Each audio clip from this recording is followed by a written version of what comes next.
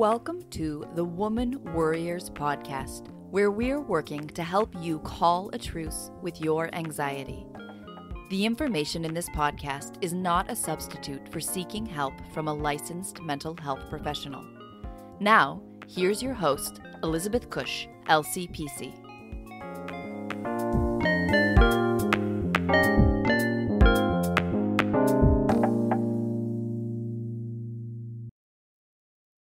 Welcome back to the Woman Worriers podcast. Thank you for tuning in. Thank you for following us on social media. Thank you for all the amazing reviews and positive feedback for the podcast. We aim to help you feel supported in your role as a worried woman, a stressed out woman, an overwhelmed, overworked, busy woman. And so hopefully this podcast is finding you where you are and helping you become more of the warrior woman that you would like to be in your life.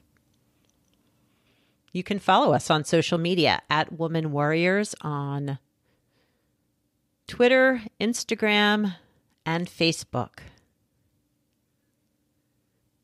You can also subscribe to the Woman Worriers and Progression Counseling newsletter that comes out monthly with updates on the podcast as well as updates on my private practice here in Annapolis, Maryland, and my thoughts on the world. I do also write a monthly blog with tips to help you manage the stress, anxiety, overwhelm, worry in your life.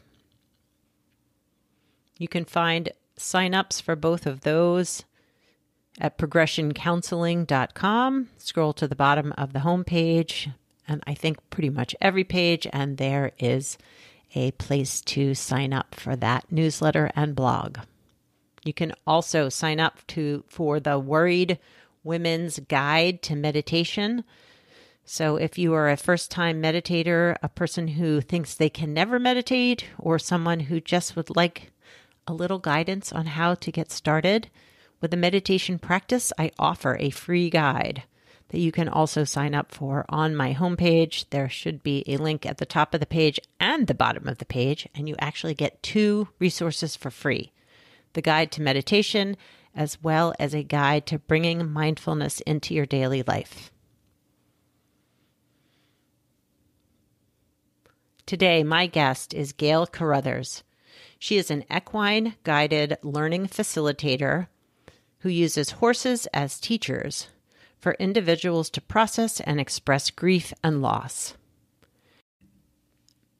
She combines her equine guided learning certifications with her training as a mediator to run the Equine Intelligence Academy at Sky Blue Acres.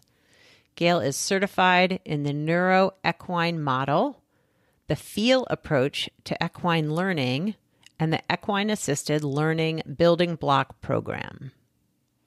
Gail is based in Toronto, Ontario, and today we are going to be talking about grieving, loss, and how our belief systems might get in the way of our processing our grief. So let's get started. Hi, Gail, and welcome to the Woman Worriers podcast. Hi, Elizabeth. Thank you so much for having me on. Oh, I'm excited to talk to you, but if you wouldn't mind telling the audience a little bit about yourself and what inspired you to do the work that you do.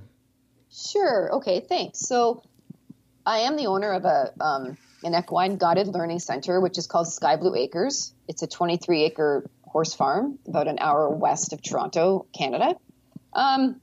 So how did I get into this? So it's kind of a, it's a very serendipitous story. But suffice to say that I was an urban girl living in the city with my husband and my 3 kids. Mm-hmm. Neither one of us are from the farm. We're not rural. We have no rural background at all.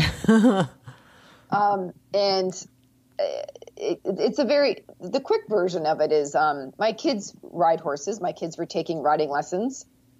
There was a horse at this farm that was very unwell. He was literally having an issue one day, a health issue, and it didn't look like he was really going to survive. And this particular horse, I also knew just from being around this horse for about a year, my kids riding him and different kids at the barn riding him, that he wasn't suited for this job. I knew he wasn't suited for this job.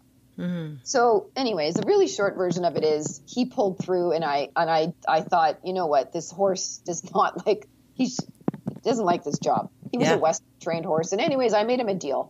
And I said, you know what, I'll buy you. I said, you know what, I'm going to buy this horse and give him a new job. Okay. I had taken a course, I had gone to Equine Guided Learning workshops. Mm-hmm. I thought it was lovely. I loved them. Never thought that I would ever get into it until this sort of serendipitous scenario happened. And I ended up buying a horse. And then I decided, you know what, I really, really enjoyed the work, but I had never thought of getting certified, but I did. Yeah. Since I now owned a horse. Right. Right. So the short version is a lot of things happened, but I got certified. I got certified a few times. I actually hold 3 different certifications in this modality. And I made the leap of faith. I made the leap of faith that we basically said to my husband, let's buy a farm. Let's buy a farm. Let's expand this business, and let's do something. Let's go do this. So we did. That's the short version. We literally moved from the city, we had a heritage home downtown in the city that we lived in. And we moved to this 23-acre equestrian farm and figured out how to run it. And all in the purpose that I wanted to really create a center, an equine guided learning center, that we could then focus on grief and loss. Wow. So I have a mediation background. I'm a mediator. Mm-hmm. So conflict resolution, I've taught that.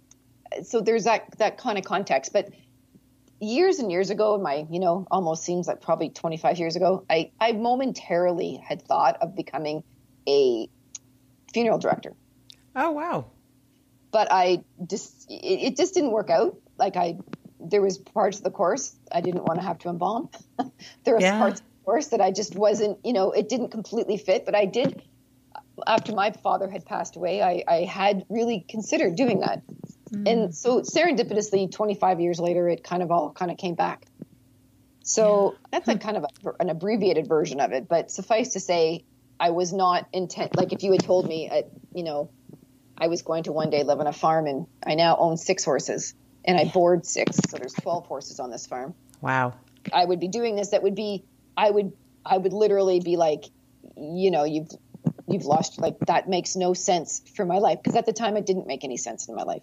Yeah. Yes. It makes a lot of sense now. So, because we're one of the few centers that focuses not only on grief, but on loss. Yeah. So, because they're not the same, but they are the same, if that makes sense.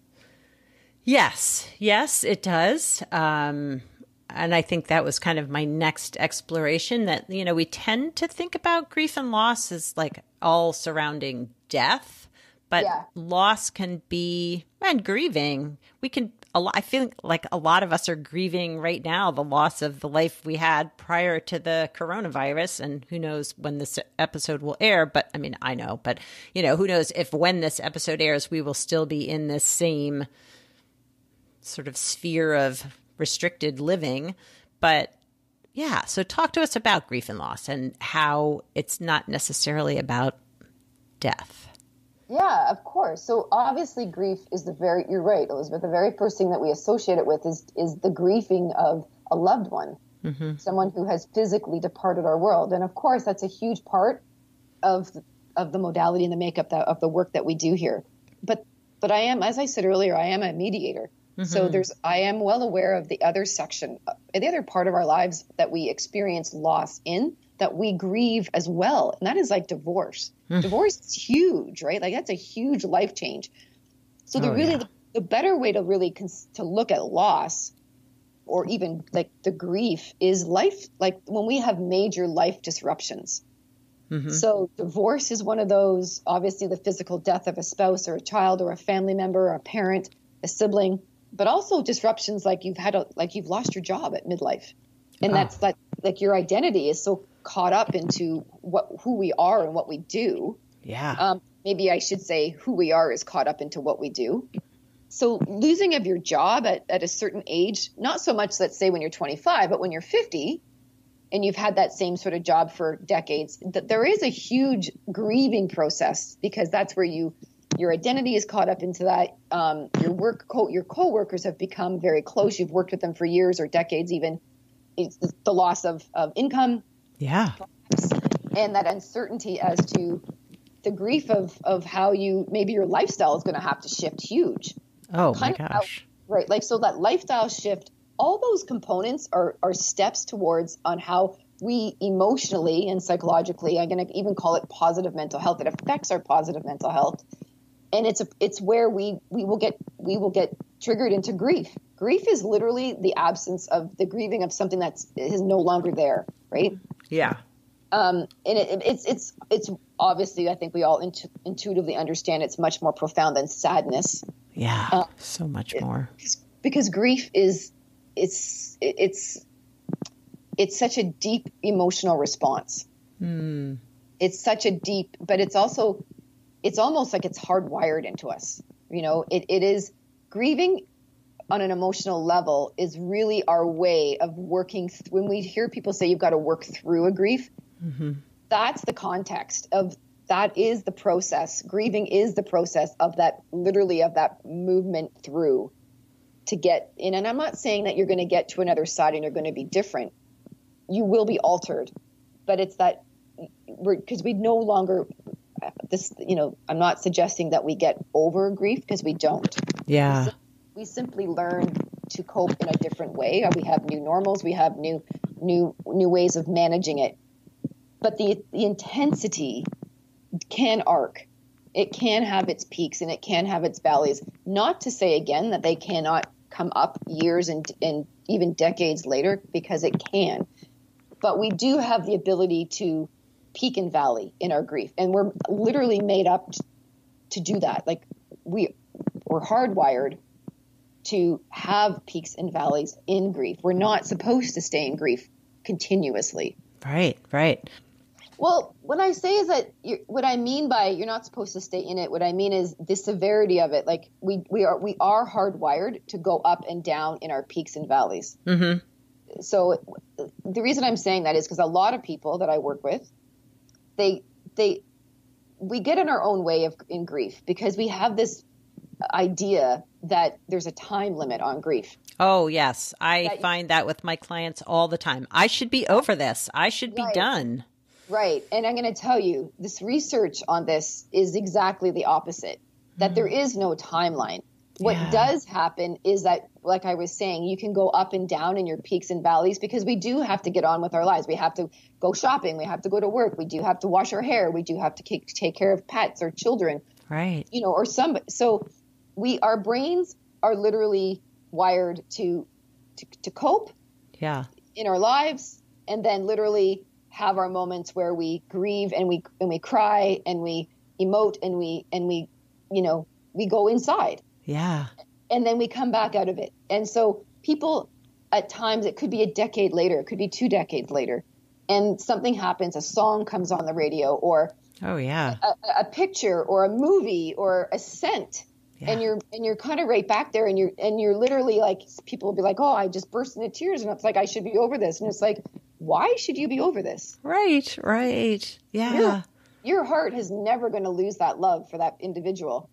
Yeah. And it's interesting. I think at least for me, I lost my dad probably almost 4 years ago, not quite, but like what I find surprising is that it can be like that, just out of nowhere. You know, maybe I dream about him, or there's some song or some memory, will get triggered. And it's like this sense of like, oh, right, he's gone, and it is so surprising sometimes. But yeah, you're right. It's like, of course, we would still feel that sorrow and sadness and loss. 100%. And that's where the shame and guilt can come in, because we beat ourselves up, and that's our neurocontext. That's our linear brain trying to be rational in grief. There's nothing rational about grief. Grief is an emotion that our heart and and our limbic system is going to literally get us through. Yeah. So, but our heart and our brain are constantly in conflict. They're constantly the brain is trying to constantly get you back into rationale, like, because that's its job. That's the neocortex. That's the front part of your brain. Right. But your limbic system is where your emotions are stored. And that's grief's job, is to help you mourn. Mm-hmm. It's to help you literally release, not the relationship, but just to release the love. Like, you're releasing this, like, the process of what you no longer have physically, and then how to transition that into a relationship that looks different, a heart relationship as opposed to a physical relationship. Yeah. Yeah. Mm. So the brain gets in our way and it trips us up, and guilt and shame can become a huge part of it. You know, I'm feeling guilty or shameful that I'm crying. Yeah. Like, people are embarrassed by it. And it's like, if there's one thing that we can really try to drive home for your listeners and my clients and anybody else that comes involved with this, is there is no shame or guilt around any of this. Right. You're a human being. You are wired to grieve. You are wired to do this. And that whatever we're feeling, it's feelings in that moment that, like, that they're going to come up, and that to feel shame just compounds that sense of, like, trying to stuff it away or not feel it, but they're there. Well, and it's culturally, that's what we're taught, right? Culturally, grief and crying is not, like, we're butted up against culturally. So our own natural way of movement through sadness and grief is to cry and to have those moments of despair. But our culture tells us that that's weak. Yeah, boy. And it's we're doing ourselves a disservice every time we listen to that critical brain of ours, our neocortex, that's trying to tell us, slam it down, girl, hold it in. You know, you should be over this. There's nothing logical about that, even though it's coming from the logical part. The logical brain is no longer rational. Oh, man. And so much of this message of, like, I should be over it, there's a time limit to grieving, is really this cultural or family-oriented message, societal message that, like, you should have, you should be able to move on within whatever, 6 months, a year, whatever it might be. For sure. Like, so there's two things happening. We have this cultural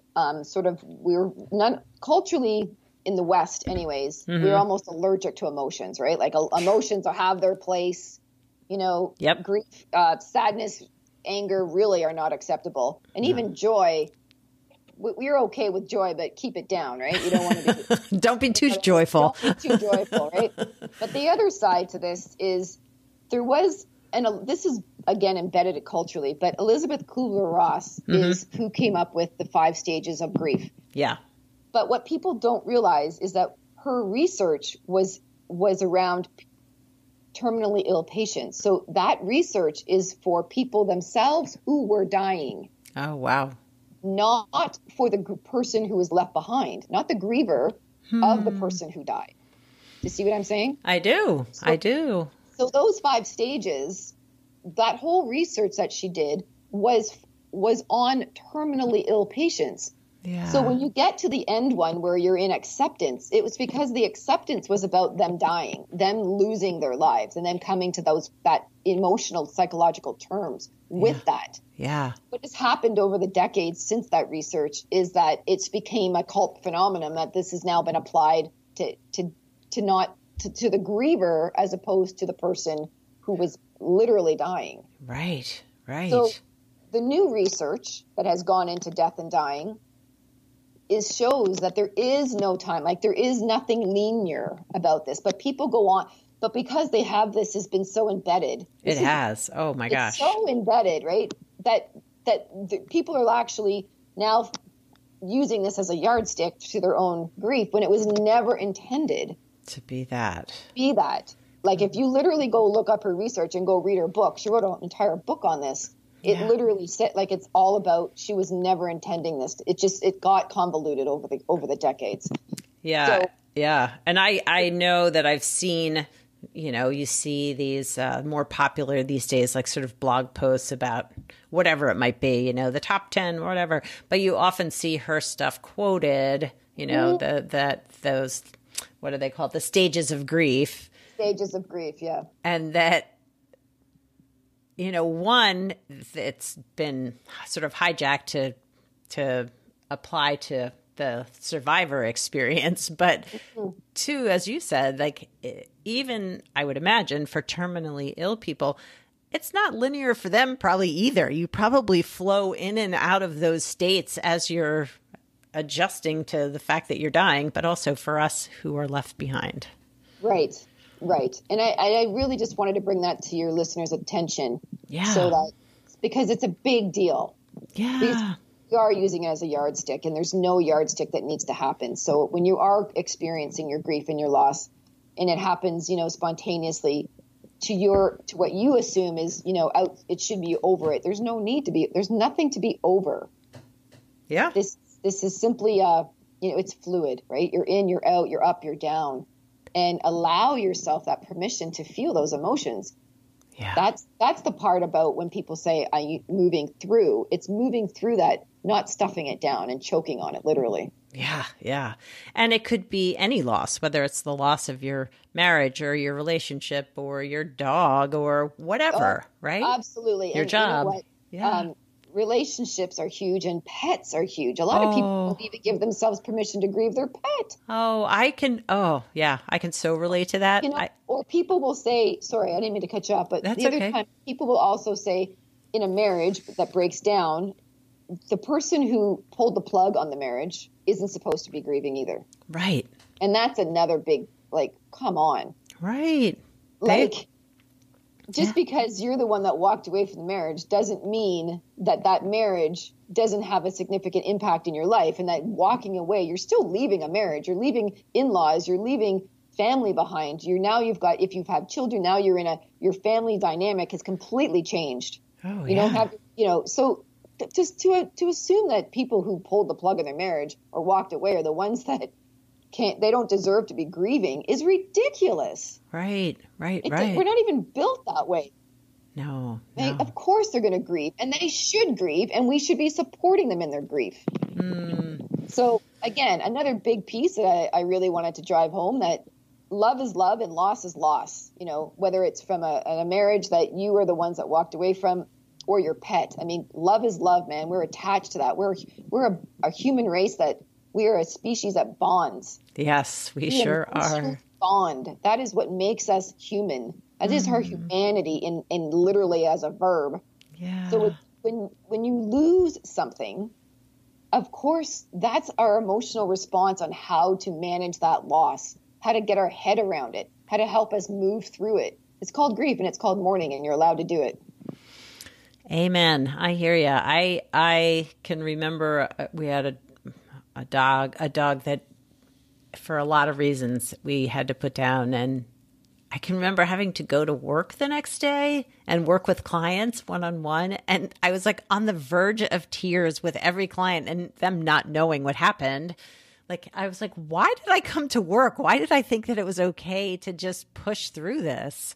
And it was very hard. Well, that's a very good point. Like, why did you, we all kind of go, I'll just, the bootstrap, pull yourself up with the bootstraps. That kind of, that sort of mindset that we're supposed to just continually have this stiff upper lip. Maybe it's, the way we all, I don't know. Yeah, part of it is the way we're raised. But two, for me, it was like, it's a dog. People aren't going to understand that I need to take time for my animal. Where like now, when I work with clients, I'm like, of course you're grieving your dog or your cat or whatever it is. Like, this was a very important part of your life. But it was hard. Absolutely. It was hard for me to offer that to myself. And that's the biggest problem, right? We're so hard. We don't, what we're so, open with our family and our friends and our clients, we somehow deny to ourselves. True. Yes. So I'm curious how horses help your clients work through grief. Sure. Yeah. So I kind of talked a little bit already about our neocortex and our limbic system. Mm-hmm. So here's why horses are so powerful in this work. So horses are so powerful. First of all, they share a very similar, if not very similar, limbic system to us. Okay. The limbic system is the part of our brain that houses emotion. It houses a lot of things, but emotion is pretty much where our emotions stick. Mm-hmm. But their neocortex, which is their frontal lobe, which is where our language and our rational and our linear thinking, it's not as developed as ours, hence why they don't have language. Mm-hmm. So they have survived using their limbic system.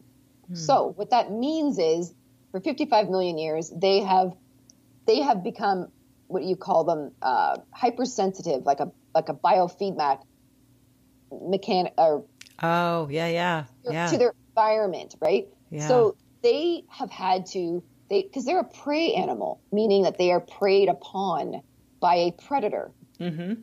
So they live in a herd. So Right. their herd the whole herd has become so sensitive because they have to be nonverbal. They can't be vocal or they'll give away their location to a predator. Mm-hmm. So they have become nonverbal language, nonverbal communication has been their survival technique. So they have become so adept at literally like the raise of an ear, the shift of a shoulder, the rise of a tail, the blink of an eye. That sends ripples of energy. So that when one horse literally raises its shoulder, that sends a ripple of energy through the entire herd, and it means something. It means A, B, or C. It means something to do.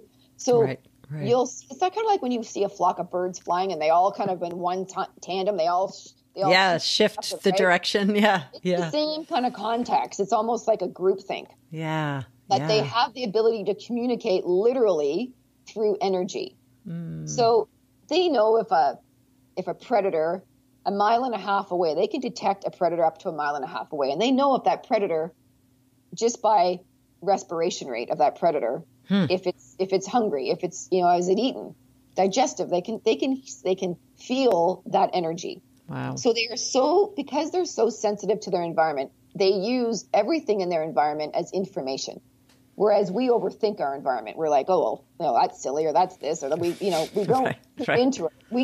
We tune out of our environment, whereas they tune in. So when we work with a horse, because they are so sensitive to energy, emotions are just energy. So when we're in the presence of a horse and we're literally mindful of the horse, this is why working with a facilitator, a skilled facilitator, is the whole point. Because I have friends that are like, I have a horse. And I'm like, well, your horse is telling you all kinds of stuff, but you don't speak horse. You're not paying attention to their ears or their tail or their. So I have a lot of people who will say in the horse world, they're rushing to the barn and they're going to tack up and they're going to go ride, and their horses, they're grooming their horse or tacking up the horse, and the horse is maybe dancing, or he's doing, when I say dancing, sorry, I mean like he's antsy. Mm-hmm. And shifting around. Yeah, exactly. Thank you. So they'll be like, he's shifting around, and people off the horse world and people who aren't in the mindset of what I'm talking about will be like, what is wrong with my horse? Right. And they'll discipline their horse. And I'll be like, well, first of all, you probably don't feel very good to your horse right now because you just got off out of traffic driving to your barn for the last hour. You had a crappy day and you've rushed in, and there's nothing mindful of what you're doing. You're not present with your horse. You don't feel good to your horse right now. Yeah. So your horse is literally like, oh, this does not feel good to me. And they're responding to you because they're a biofeedback mechanism at that point. Right. But because they're not aware of what's going on, and this is literally a language of the horse, they discipline their horse for being an idiot. Right. And you're like, well, actually, that's not what's going on. So it's when we work with horses in a facilitated setting, that's what happens is I read horse. So I'm reading horses. So if I'm seeing something going on with the horse, that's my cue to check in with that client. What's going on? What was literally happening in your, like, what were you thinking of in that moment? Or I'll know what was going on, and it'll be like, okay, so it's, I guess a little dicey to do examples, but the bottom line is they're responding to you emotionally. Yeah. Yeah. That's what's going on. And so what freaks people out is that these horses will respond to them on a level that there'll be emotions that they're not even, they've buried. Yeah. They're not even really aware of. Yeah. Or so that will come out, or they've finally been given permission, or what they deem permission, to let their guard down and feel those emotions for the very first time. Yeah. And they're allowed to feel those emotions in front of a very sentient being, because they don't have a huge overdeveloped neocortex frontal lobe. They're not here to judge you. They're not saying, "Oh, I don't really like those pants. I don't know that car. I mean, I don't know what kind of car is that, or your hairstyle." Or they're not there to judge you. They're not overthinking anything. They're just there with you in that moment. And they're so present. Yeah. Because they live for the moment. They live literally in the moment. That's how they survive. They're not thinking about the grocery list, and they're not thinking about what you said or what you did 10 minutes ago. It's over. It's done. Yeah. They literally live in the moment. So for people who are going through grief and loss, getting them to even get to the moment, like to stay present in the moment so that they can even first of all, and second of all, work through and feel those really heavy emotions, because most of us don't like to. Yep. It's a gift. Yeah. And when they start to finally manage that, that's when they literally make progress in their grief. And they literally are like, "Oh my God, I could have talked to them all day long about the rational reasoning to manage their grief, but it doesn't mean anything until they physically do it, until they've had that experience. And then they realize, wow, I literally feel different." It doesn't take away their pain. That's the biggest thing. I can't do that. Nobody can. But just by talking through or releasing and understanding and being mindful, it does help dissipate it in that moment. And it does help you through your peaks and valleys when you do have it, when you do have those moments. Yeah. Well, I mean, and two, I would imagine that I think for some people, the fear is that if I allow myself to truly feel this pain, loss, these big emotions, that it's going to swallow me up. That's it. Like, I'll be gone forever. And I think we learn as we feel the heavy feelings, the big feelings, the difficult feelings, is that we do survive it. We feel it. We work through it. We move into the next thing. Like, they come and go in peaks and valleys like all the other emotions. Absolutely. Yeah. That's, I think what you said earlier is bang on. Like, a lot of people are afraid of it because they don't, they're afraid of it because it's such a human response, yet we're never taught how to do this, right? Yep. When no one's taught. Grief is something that is modeled, by the way. It's not taught. No. We could teach it. Yes. But because we don't, so what happens is it gets modeled. And the majority of people's modeling is avoidance. Right. Suck it up. Pull up your bootstraps. Right. Yes. If people are crying, they tend to want to do so in private. They don't really share that grief. They don't really share. And that's another compounding factor in families that are going through grief of a family member. Oh, yeah. Because nobody, we don't know how to grieve for ourselves, let alone we don't know how to grieve with somebody else. Yeah. So that also becomes a compounding factor within families.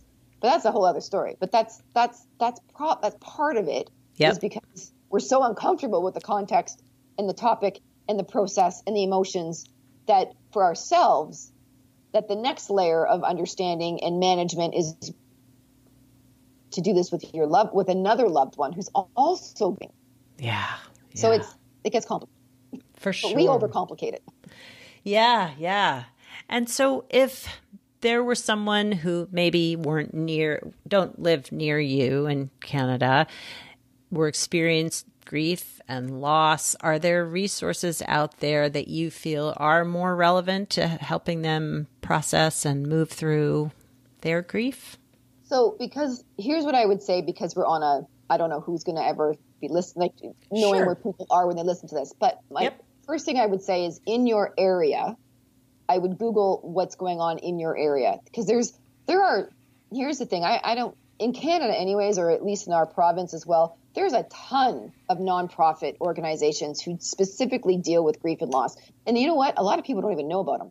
Yeah, I would say that's true here too. Mm-hmm. A lot of people don't even know about them. And if you are going through a grief and loss situation, at least in Canada anyways, going to your funeral parlor, those funeral directors, they're hugely plugged into the grief and loss community. They know all the numbers or the hotlines or the whatever. Yeah.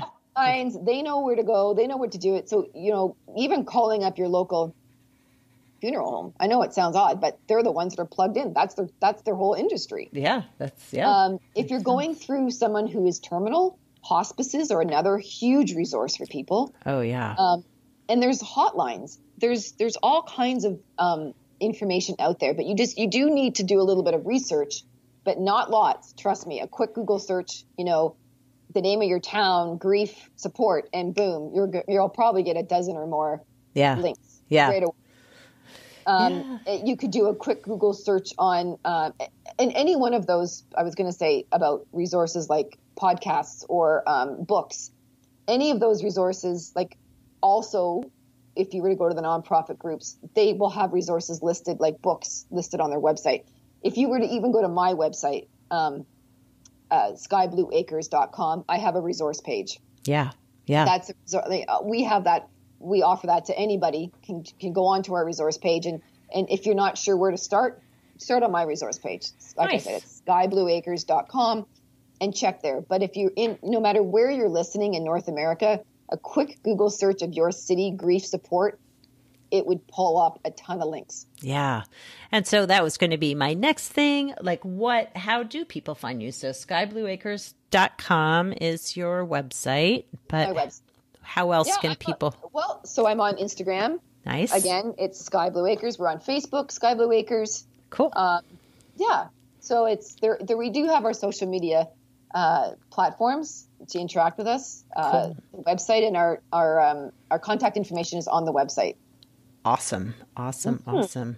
Well, Gail, I so appreciate your taking the time to talk to us today. I think this is, grief and loss are things obviously we all experience throughout our lifetime, but it's just not something we all talk about. It's not, and I really wish we would start doing more of this.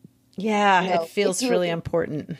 It is really important. So one last thing, if there's anybody out there listening to this right now who is going through your own journey of grief and loss, do your own Googling search, find your own support group, talk to people, don't be silent about it. Get the support. And what I mean by support, I don't mean like I mean non-clinical support, because it doesn't have to be therapy. It can just be, right. Grief, that's the other thing. This is not a clinical thing. This is a natural process. Mm-hmm. You don't need to go to a therapist, right? I mean, I'm not suggesting that you shouldn't. I'm simply saying it doesn't have to be. It doesn't have to be something so formal. Yeah. It can be, find that person who is comfortable letting you cry, right? Find somebody who's okay. And here's one more thing I'd like to say to the people who are listening, who are around somebody who is going through grief and loss. Don't try to fix it. Yeah, right? Don't try to fix their grief. Don't try to fix their loss. Don't try to get them to look on the bright side. You know what? Your best support is to simply be silent and let them cry. Yeah. Hold their hand, rub their back, get them a cup of tea or a cup of coffee, and let them cry. Let them talk. Let them tell stories. Mm-hmm. If it's the same story you've heard for the last, 10th time, let it be let it be 20, let it be 30. Let them tell the stories. Yeah. That's the process. But don't fix it. Yeah. There's nothing you can fix. They're not looking for you to fix it. They're looking for connection. Yeah. They want to be heard. Yeah. It's connection. That's all you need to do. And so if you're on whichever side you're on, allow yourself to connect. And if you're on the other side of being the support, allow them to connect. Allow yourself to connect without fixing it. That's great advice. Mm-hmm.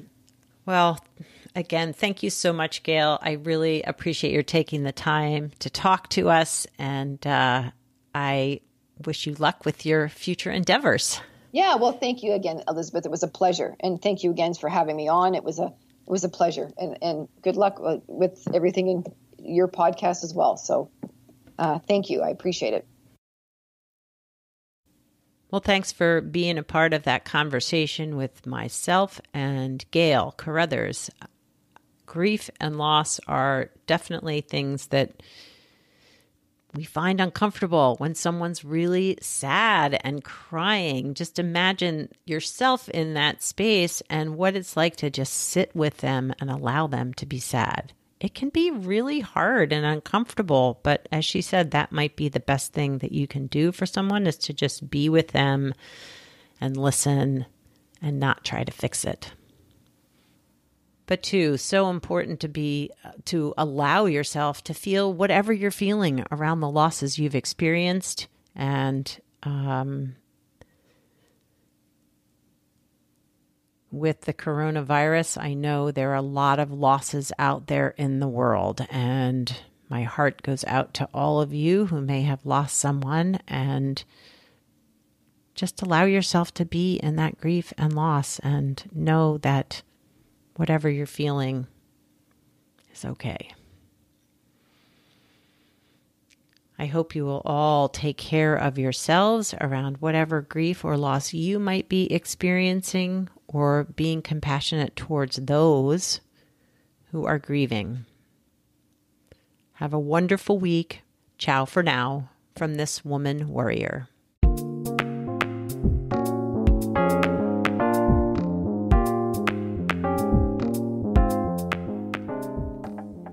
Thanks for listening and subscribing to the Woman Worriers podcast. Music was written and performed by Andy Cush. If you'd like more information on this episode, you can find the show notes, the resources shared today, and links to the guests' profiles at womanwarriors.com.